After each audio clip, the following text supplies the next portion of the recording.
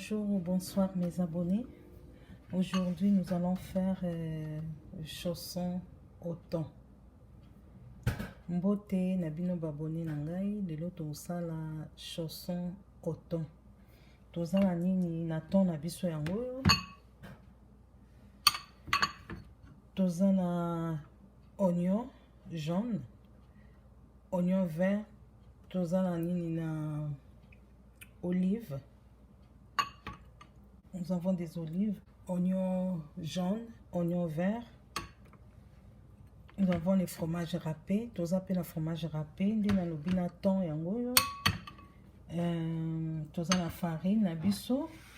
Toko banda pâte. O tous na tokotia nini muke, poivre muke.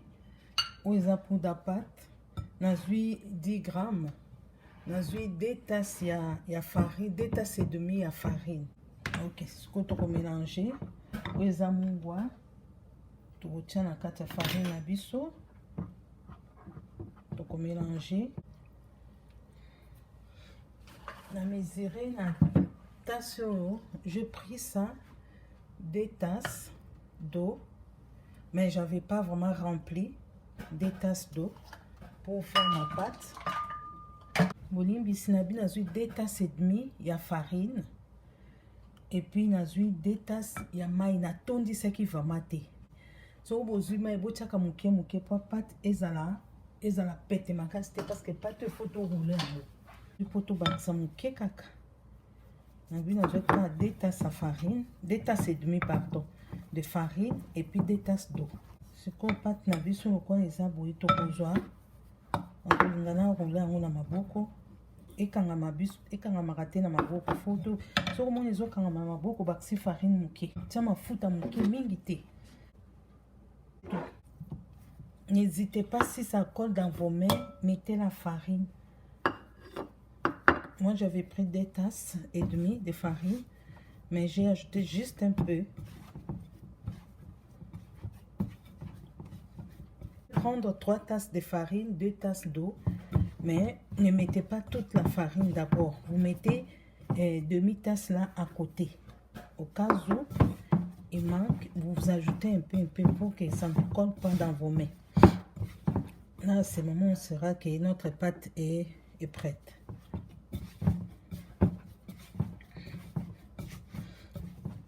J'ai mis une cuillère à soupe d'huile. Pas beaucoup.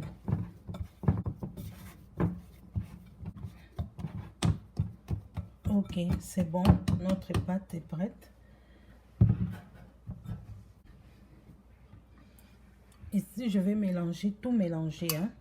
Oignon et tout. Je mélange. Je vais mettre quoi?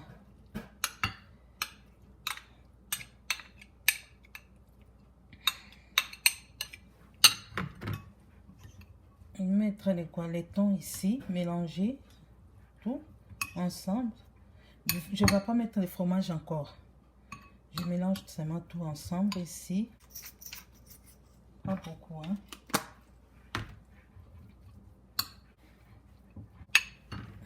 Je mets du poivre, oignon jaune, oignon vert. Le fromage, on mettra après. Maintenant, je vais mettre un peu de farine ici pour commencer à rouler ma pâte.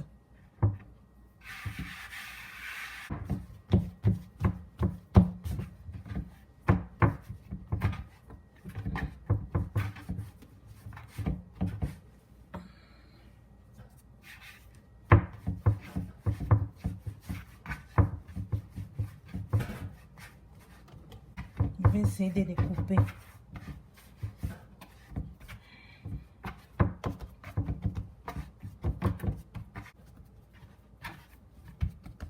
Je vais couper en 6 morceaux. Hein.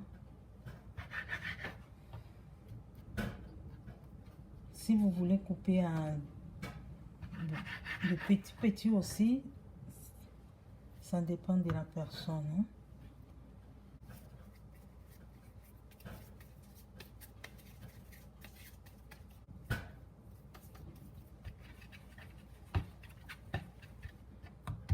Ok, on met de côté, on prend un autre.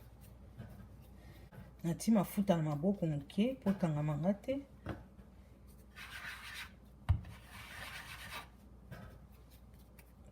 Tosali ba boule, après toko aplatir yango. So bolingi bokata yango 2 ebimata 10 okoki okata na bino. Sikoyo toko aplatir yango na loboko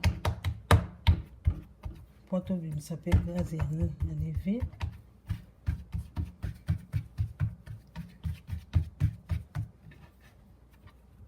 Je vais mettre un peu la farine ici.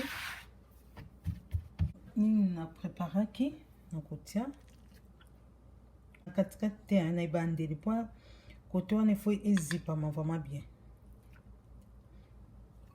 Bon on tient minute na kanga ki yango te na tiango mobesu ba ingrédients na tiango to tia fromage likolo bonembisi.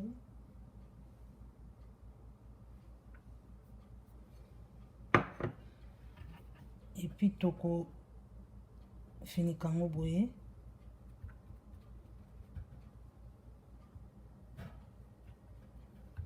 poto kanga batrou et bimate.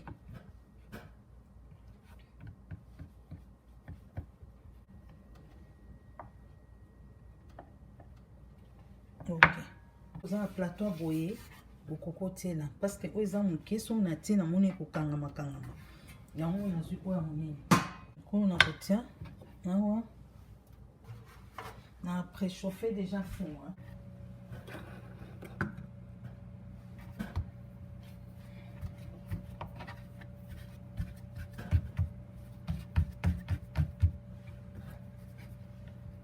eza pe vraiment plat te tokotia lisusu awa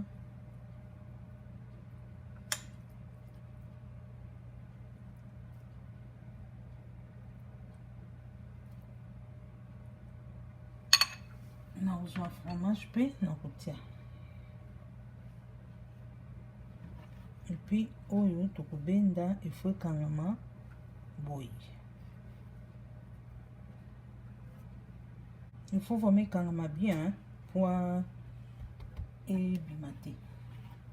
Sima tokozwa na kozwa fourchette na kolekisa boye mpona kanga yango très bien. Petit fourchette na liboso na nini na farine po ekole te. Allez olekisi sima tokozwa tokotia batrou po to aérer un peu tobimisa l'air bokotisa vraiment makasi te juste na likolo soki etomboka vraiment na kati te ka juste na likolo.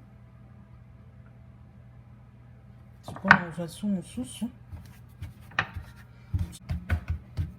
moto makasi te 180 ou bien 200 degrés pendant 15 à 20 minutes ebelaka.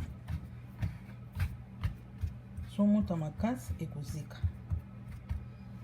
Ok tozwa lisusu kaka même opération tokotia lisusu.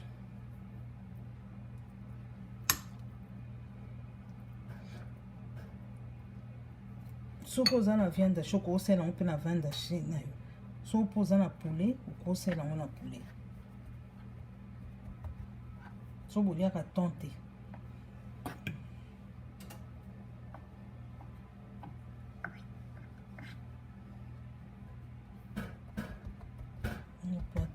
D'abord nde bozomona nde nazosala olimbisi na platine mpe na likolo moke. Nazwi fourchette nazolekisa na farine mpo ekolaka te na nini na pate. Ale na kotiaka batrou likolo batrou ekota vraiment na kati te ezaka likolo.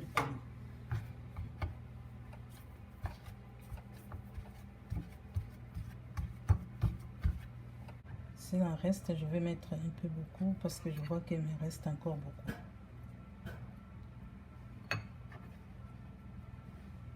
Je vais mettre la farine. Oh, je me suis trompée, je n'ai pas mis les fromages là-bas, c'est pas grave. Ne sait jamais. Si vous mangez pas les thons, vous pouvez faire avec même la viande hachée, même le poulet. Hein.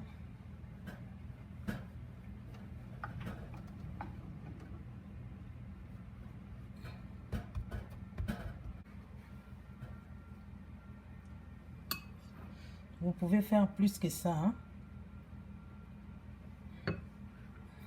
Je veux le fromage.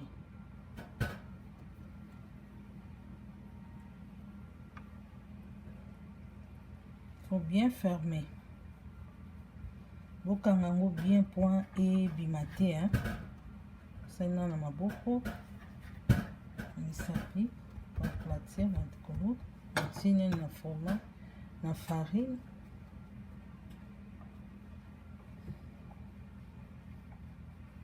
Et puis,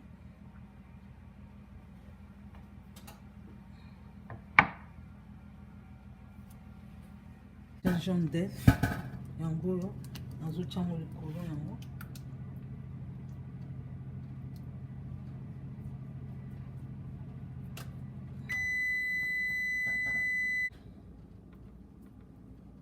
Yango siko tokutia na four.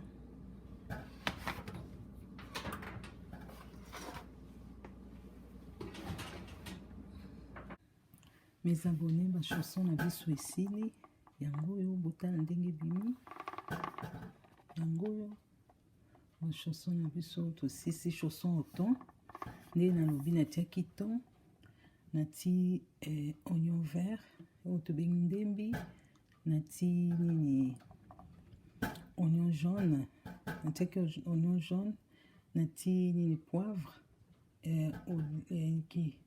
nati ba olive, et puis natiaki fromage likolo. Eza recette moko eza kitoko bomeka yango chanson au thon. Natiaki pe fromage râpé likolo pour na thon yango tosilisi. Ok. Ndenge bimi olakisa bino yango oyo